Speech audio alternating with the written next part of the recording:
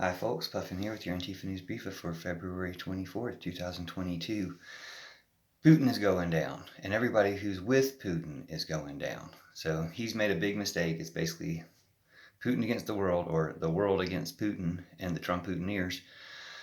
And they're all going to go down. I was talking in my other Briefa about how pleased I was to have tuned into some AM Trumpy radio, or right-wing radio, and how they were talking about how Putin is a genocidal maniac, talking about how he faked attacks on his own people to start a war against the Chechens, about how his whole career has been this fake KGB kind of coup kind of stuff, making things up in order to cause violence, which he's done again in Ukraine. And how basically they want to stop him. So, good job making those comments on right-wing radio. Kind of ironic and sad that you don't realize or don't understand that your main champion, Trump, was doing everything Putin told him to do.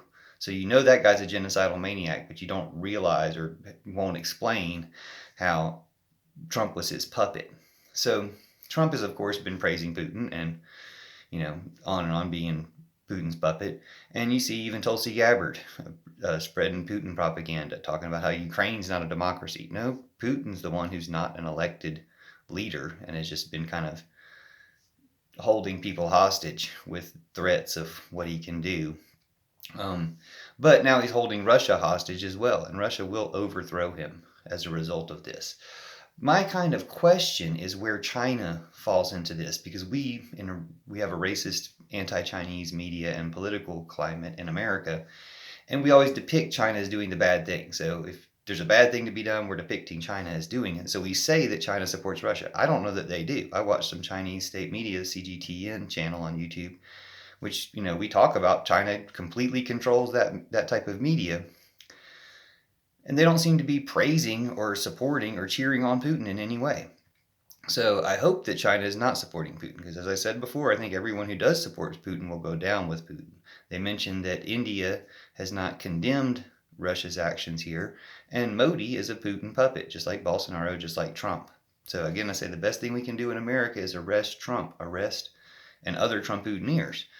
Key ones like Tucker Carlson and stuff, Tulsi Gabbard. Go ahead and arrest them, because if they're spreading Putin propaganda, they're obvious traitors to America.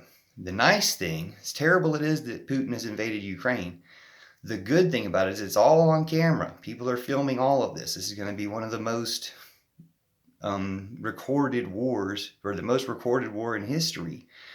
And it's all going to look bad on Putin, and it's going to look bad to Putin's people, who will overthrow him. It's just a matter of time. Now, the sooner the better, of course. But the point being that these atrocities won't go unnoticed, unrecorded, or unpunished. And as it's all going down in real time, we're all choosing up sides. And the people who still choose sides with Putin are going to be so exposed as so obviously evil, no one's going to want to be on their side. Or as I've pointed out in another video, no one cries when a Death Star full of Nazis dies. So the secret here is don't be on that Death Star. We know Putin is the emperor here at the center of all this. We know he's been doing all these evil things and then going on to this great evil right now. So you do not want to be on his side, because when that collapses, when that's destroyed, no one's going to have sympathy for you if you chose that side. So I don't think China is foolish enough to have chosen that side.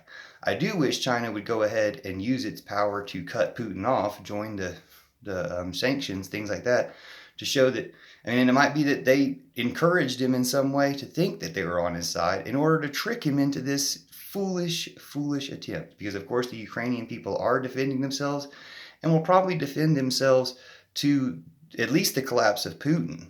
Maybe not the end of Russia, but the collapse of Putin. That's not hard. That's not a hard goal to achieve. And the Ukrainian people, as far as I can tell, that's ancient Scythia. That used to be women ruling the society, women warriors on horseback, and no one conquered them. As far as I know, they didn't get conquered. They may have, melded with some other cultures and joined things, but at least in ancient times, they didn't get conquered. So that spirit is still true there today, and it's why everybody loves the underdog. When someone's a bully or evil or using strength against a weaker opponent, everyone cheers for the weaker opponent. That's human nature. So why Putin wants to go out on being bully nature, that's on him.